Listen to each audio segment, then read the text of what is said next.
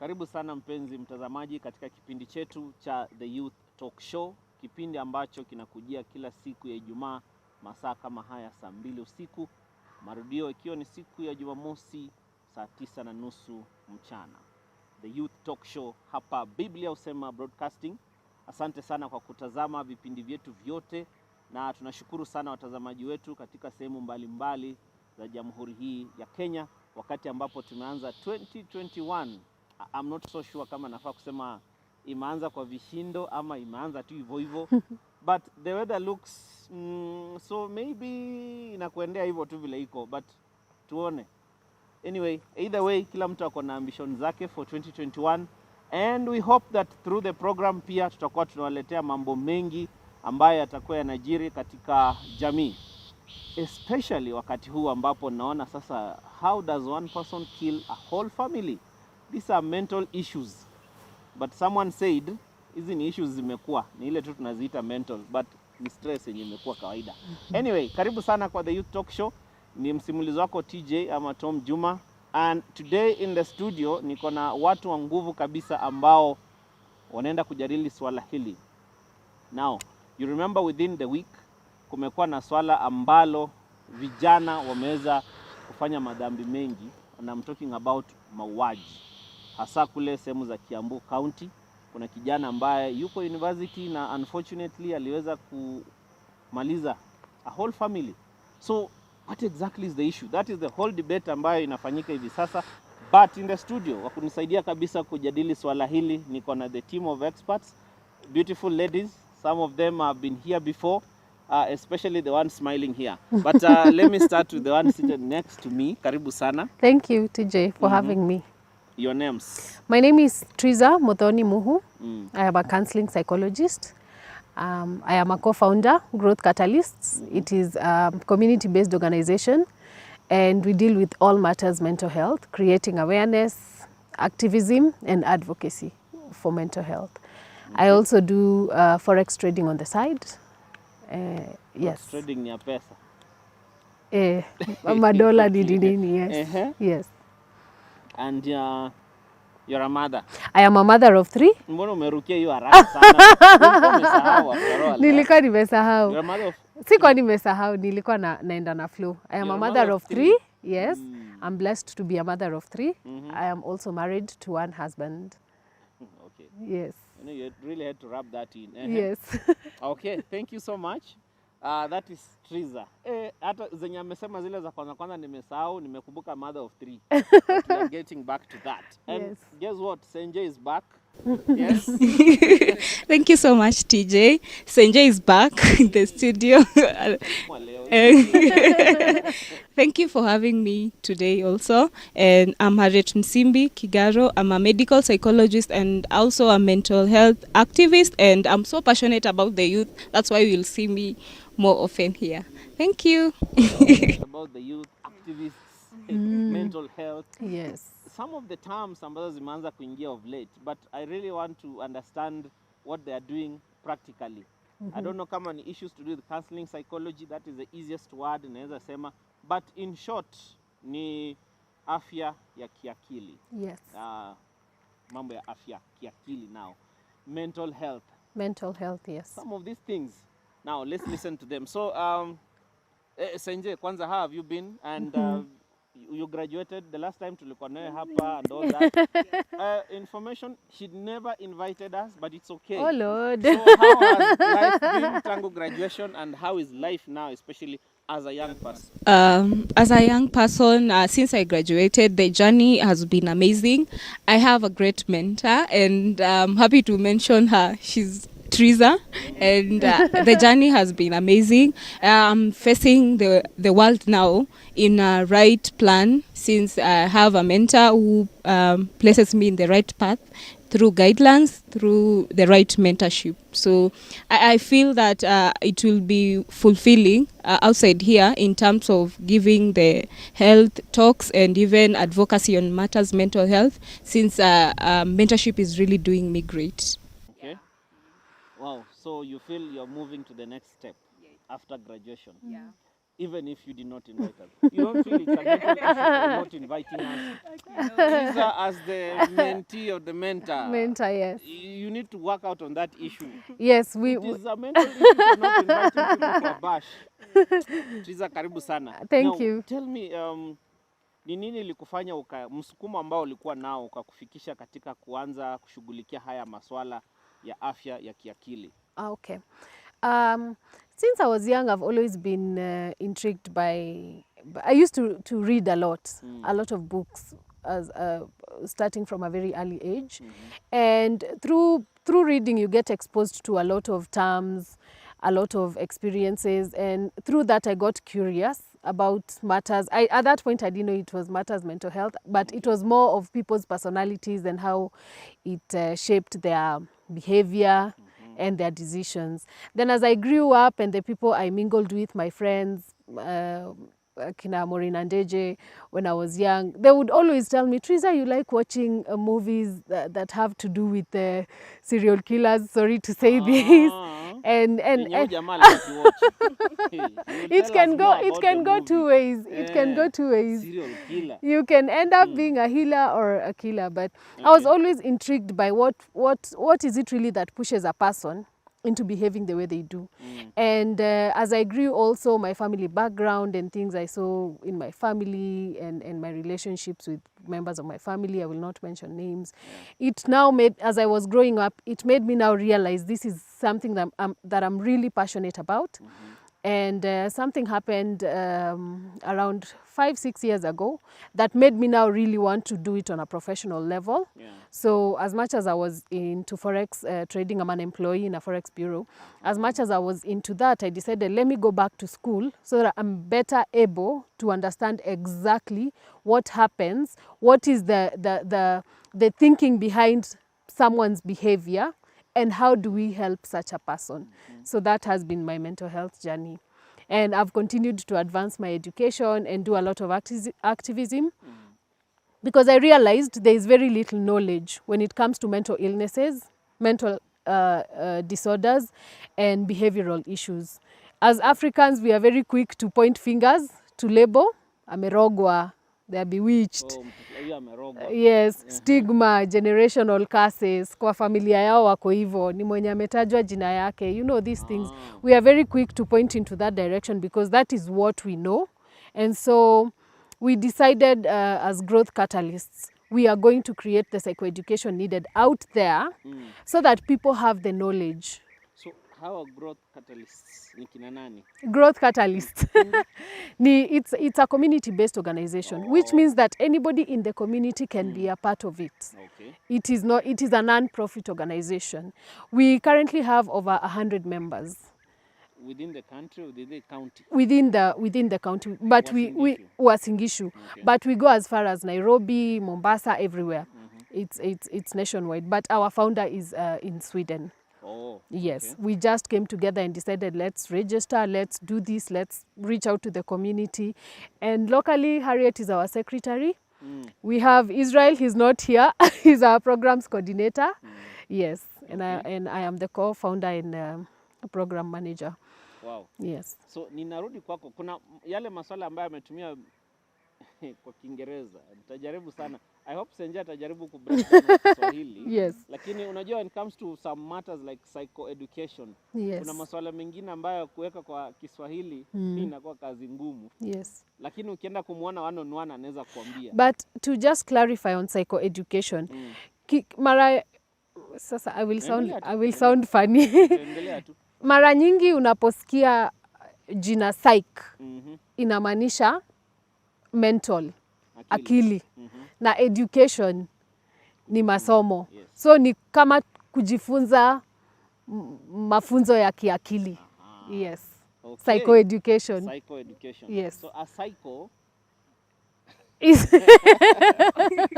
unaenda vibaya. No, the most commonly abused words. Yes, psycho. Psycho. Sindio? Yes. Yeah, he's psychotic. Kumaanisha ni yeye ni akili mbaya. You know, so but at the end of the day unaona inaanza bado na psych. akili. In fact, iko na psyche, na psyche is a good word. Yes. But psycho is a bad word. When you add O in a, so I need to know the difference between wazimu na akili punguani. No, vitu kama hizo, the words we use commonly in our society. And So, and just to I'm sorry, I'll be interrupting you a No, lot. don't worry. Just to be clear, we try not to label people according to their disabilities.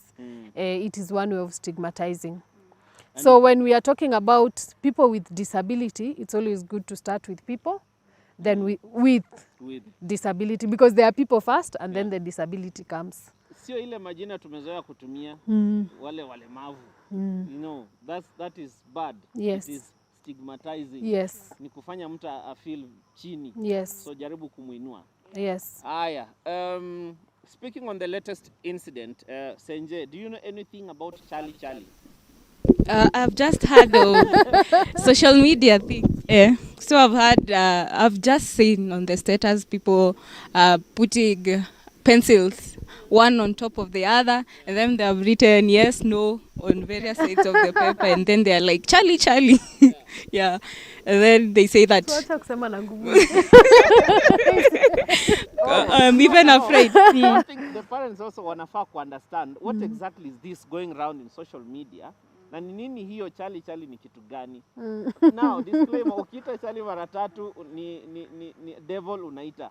Really? Yes. When Wow. you call 3 times, you're supposed to invoke the spirit of the devil. And that was the game. Now, producer is looking at us and we are not going to call 3 times, don't worry. That game ambayo ndio watoto wanajifunza na imetoka kwa sababu ya these movies.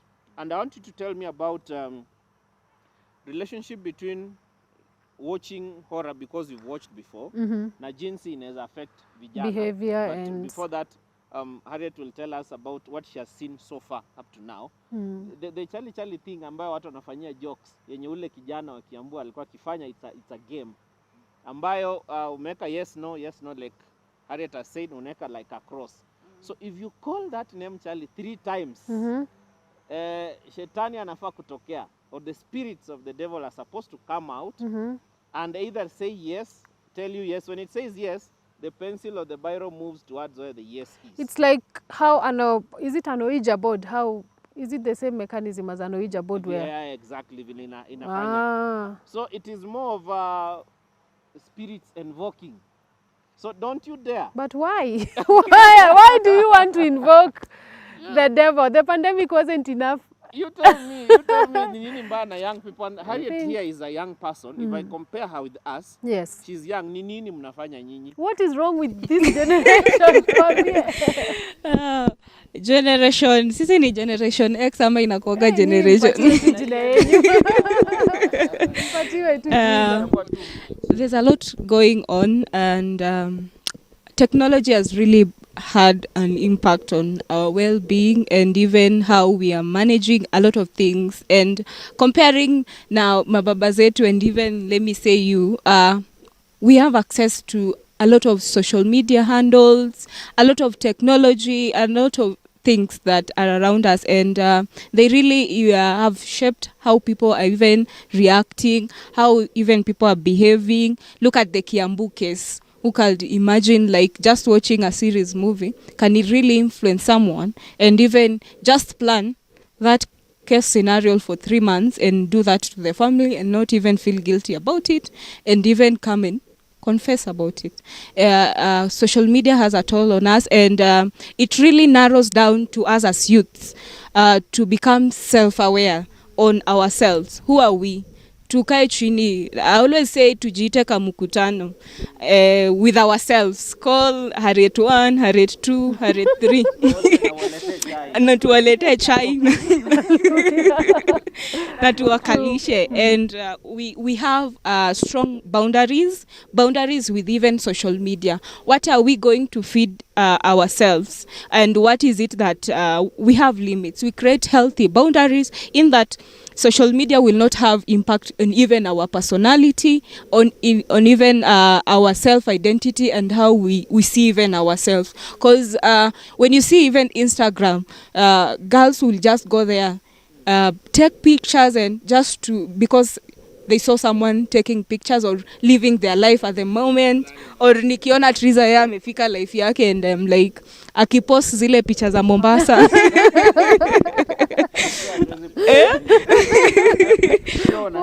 pia mimi nataka. You see, now that will push me to look even for a sponsor. It really tells a lot about our value system. What are they?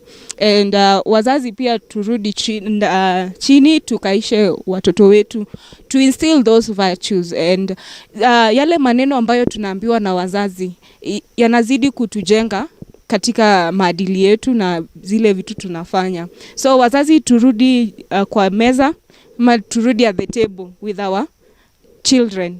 Tujifunze maadili zile zenyu. Zitatusaidia katika kukua na hizi challenges tunapitia kama za chali. Even hata have time ya kusikiza wazazi, because most of the young people now I want to get to you. Where has the drum stopped beating? Do you think it's about parental, or it's just purely like Harriet says, there's a lot of things with peer pressure from social media and the rest? Where has the problem come? And ni nini sasa imeleta mpaka nowadays at young people akikataliwa na girlfriend sasa maisha imeisha, ama akikataliwa na boyfriend that's the end of life? Has it been about parenting, ama it's been about the way life is? Rejection waga tricky. But you are asking a question. You are asking, but do young people have time to listen to their parents? The question is, do we as parents have time For the young people. and the skills Okay. to listen to our children? Because we have to look at life different. And I support what Harriet said. Our parents had different virtues. Our parents had different rules. They were brought up different. Yeah. But we are not living in the past.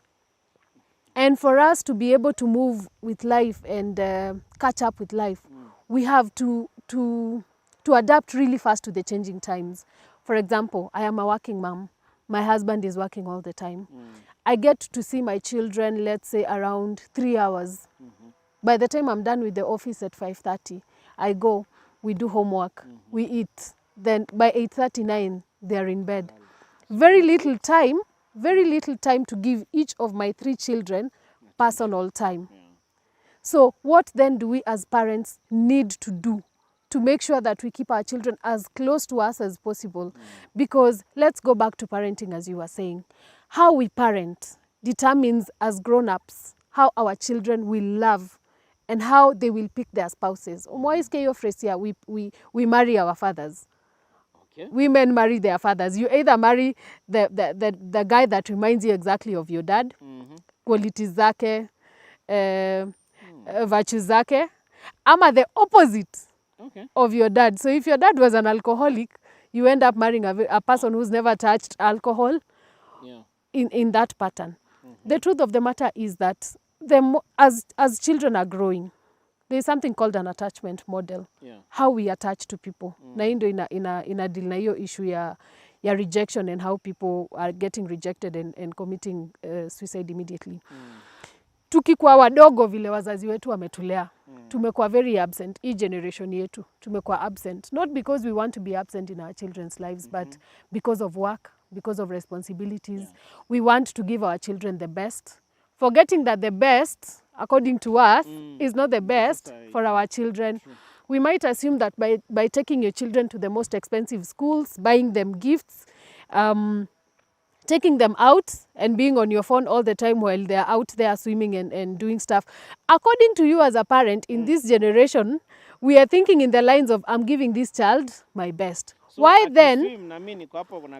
Yes. It's not supposed to be. You are supposed to be there affirming that child, telling them you're doing a good job. These small things that money cannot buy. You understand? I'm sure kuna culprits. We've all been guilty at some point. So I will not be the one to point fingers. Okay, I didn't know that was bad. Me, I thought once unampeleka out and swim, uko kando na kwa simu. The way children translate love and the way us parents translate love is different. Okay. A child wants your attention and your affirmation and your presence more than anything.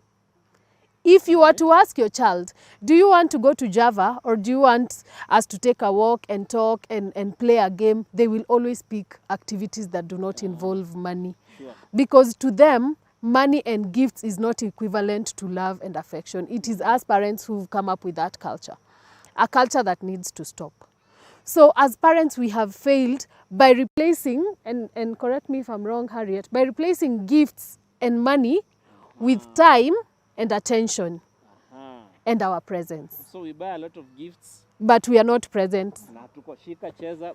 And you're done. Okay. So as a result, we are raising narcissists. Like you saw in this case of this Kiambu boy. So even though Ali end up... Conflict was about his dad's property. So he's already entitled. What is bringing about this entitlement? And I am not in a position to give a lot of insight on this because I did not know the parents. Yeah. But I am sure as a parent, as both parents, they were doing their best to give their children their best. Yeah. But at the end of the day, is our best how we see it as parents, the best for our kids? Do we ever ask, what do you need? Not what do you want? If you ask a child, what do you want? And you have to explain to them what need versus want is. Nikufanyie nini? Let's normalize asking our children, are you okay? Harriet came to my house one day and my smallest son, Jabari, I was quiet for a while. So he's 4. He looked at me for like a few minutes and then he asked me, Mom, uko sawa? A 4-year-old. And Harriet was laughing, but that is the norm in my home. We are always asking each other. We are always asking each other, uko sawa? What do you need? Did I do something wrong? So it was the first time, Harriet, you are hearing that word, uko sawa? From a child? From a child. A 4-year-old. Very true. Yes. I've never been told, even by a grown-up. Harriet. So children learn by modeling. Okay. So if you're raising them up to know that gifts is equals to love, then you're raising girls who will be demanding gifts from their boyfriends because that is love. Not because they are materialistic, not because they are gold diggers, but that is, according to their love language, that is love. That is how their parents loved them. That is how they expect the world to love them. So hii njara ya kutakataka gifts kila wakati is because tuliwazoesha ma gifts, shika. There was no love. Mostly. Or the love was there, just that it was not expressed the way it's supposed to be expressed. Tije unakuwa tu na issue ya kula fair. Nani alikula? Rudisheni fair tije ibada. Rudisheni fair. Boy child. Boy child. Pole. Acha watu wakule fair. Harriet, how did you feel when you heard Teresa being asked, how are you? It's not a common thing. It's not a common thing for sure. And he was very serious about it. And her eyes, his eyes were on his mom. He was like, Mom, uko sawa? He asked twice. Yeah. I was like, ni kama mama alikuwa na shida. It was just like a normal thing. It is a normal thing. And it feels nice that Teresa is culturing that. I'm very sure will be a man that will be able even to identify that he's is not in a good mental health state and will create boundaries for what he wishes to be. And you see now he'll be able to identify that I'm not okay and it is not a must I do this thing, or I'm not okay, I should seek help. It is not okay, I should talk even to my mom and express that I'm in an emotional state and I need to be listened to. It means that he is aware that when we have an issue, it is a time we share about it, and communication is really key. And you look at that kid, it means that they really value communication, and their love language is like, communicate to me, mom, talk to me, I know how you are. Yeah. After that, there will be, it means that their needs, or even just their mental health, the way men have been cultured to nyamazia, the story kangumu and everything, it means that this child will talk a different one now that they are aware that a man should even talk about their issues. When did you teach him kujali maslahi? Oh, I'm always talking to them as adults. Okay. And this is another mistake that us as parents in this generation make. And we make the mistake of thinking that our children do not understand how we feel. Okay. They do not understand how we are behaving. We make a lot of assumptions about the intelligence of our children. And remember, we are always evolving. How your parents thought at your age, TJ, It's the same way. is not how you're thinking at the moment. It's different. Thinking yenyu ni different kabisa. The way we used to behave when we were kids is not the way our kids are behaving when they are kids. And so if we are treating our children according to the way we used to be treated as children, and according to the way we experienced our childhood, then hapo ndio the beginning of failure. Does it justify kina Harriet kusema nyinyi ni analog, sisi ni digital? Kitu kama hiyo. Kitu kama hiyo. And Seriously? we have to adapt. Okay. For us to catch up, we have to adapt. For you to survive, for any species to survive, it has to adapt. And so, the faster we adapt, the better our survival. And I'm talking in terms of mental health. Okay? We find our children are exposed to sex very early, a subject that is still very taboo. Masturbation. Children as young as 9, 10, masturbating based on what they are watching on TV, based on what their classmates tell them.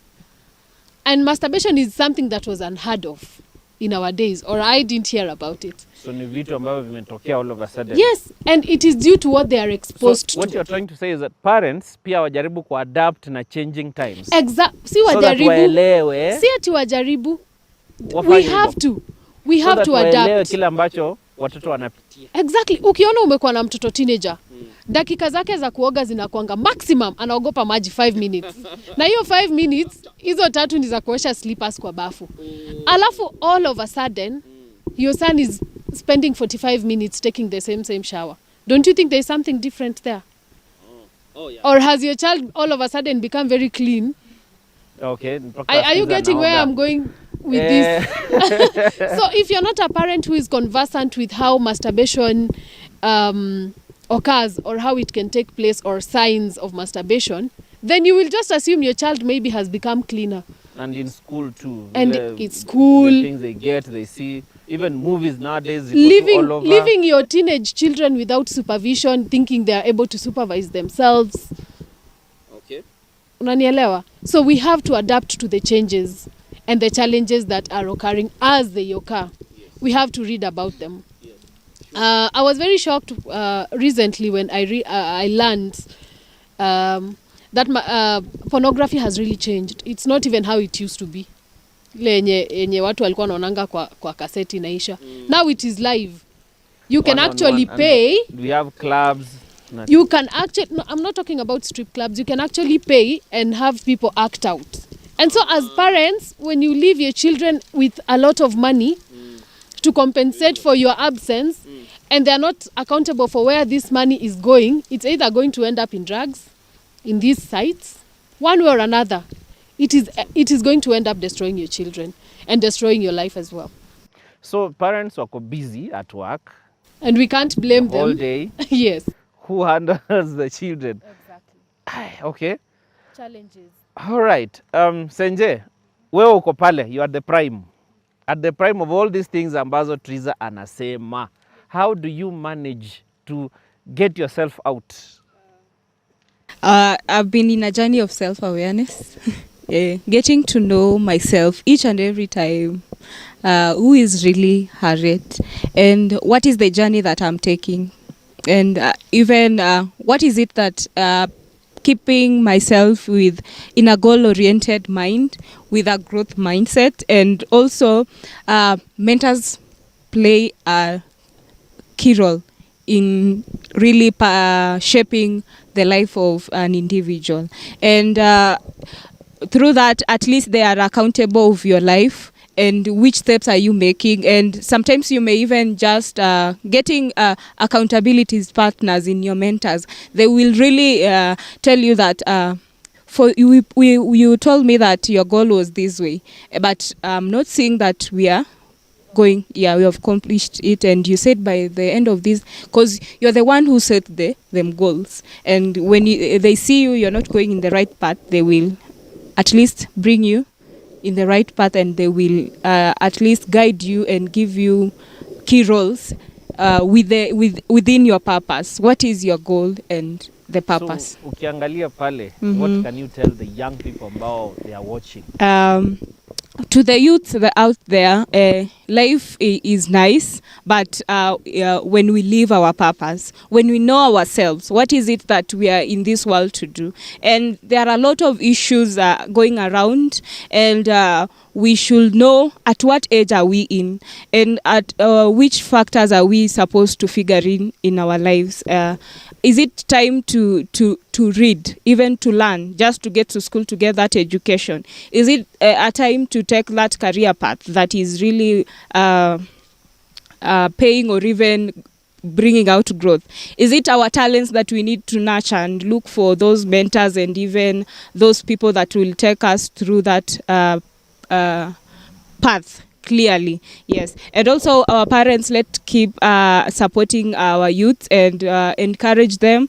Don't give up, because if you give up on this generation of youth, we tend to go the divert way, and at the end of the day we are key stakeholders in it. Hakuna venye I'll be in a problem and a parent you won't be mentioned in. Kuna venye tu itaku affect.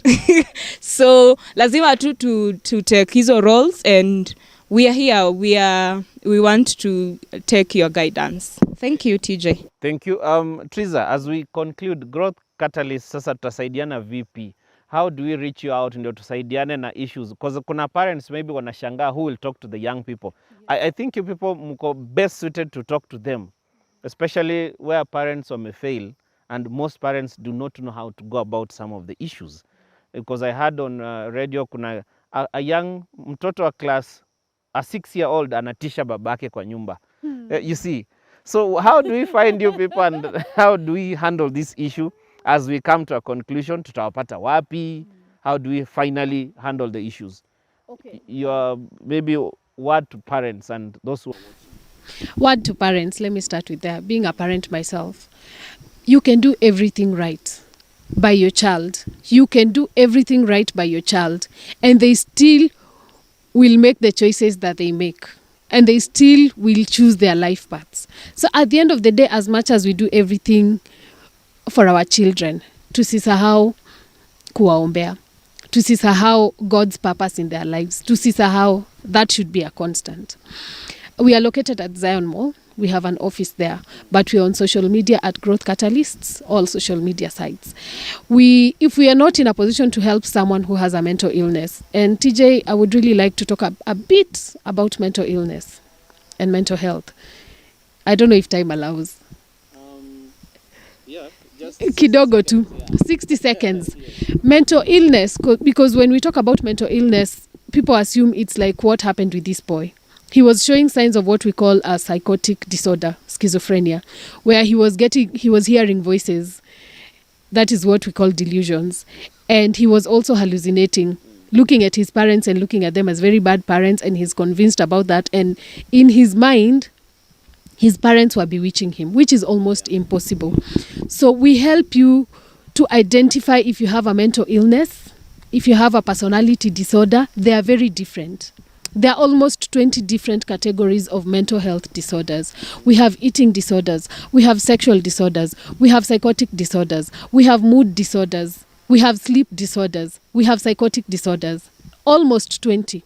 So we help you through self-awareness, as Harriet has said over and over again. Identify what you're dealing with. Remember, a mental illness is any disorder that affects, 1, your psychological, and 2, your emotional state.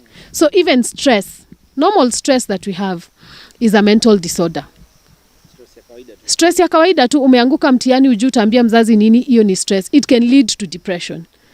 Normally, most mental illnesses start as stress, and then the inability to deal with that stress leads to the disorder becoming more complex as time goes.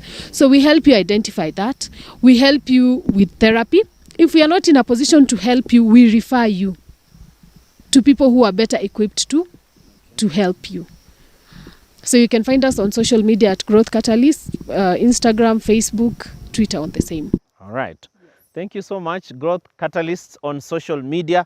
Just put any issue that you feel, and I'm sure hapo kwa Growth Catalyst pages utapata number, si ndio? Yes. So you can call that number. Just let's help each other. Yes. So the team here at Growth Catalyst doing very good work, and that is Triza, Harriet aka Senje, and the rest of the big team within Uasin Gishu County. Asanteni sana for that good work. And of course, kupitia mjadala ambao tumekuwa nao hapa ni mengi ambayo unaona tunafaa kujifunza. I'm looking forward to a time when I'll get them back here so that aongelee these 20 mental disorders, especially eating. So hapo kwa eating ndio nataka kujua. Ukikosa kula ni mental disorder. All right, thank you so much. Nashukuru sana kwa kufika kwenye studio siku ya leo. Nashukuru sana pia mtazamaji. Kumbuka kwamba marudio ya siku ya leo ni siku ya kesho ya Jumamosi saa 9:30 mchana, na bila shaka utazidi kubarikiwa. Hadi next week. God bless you.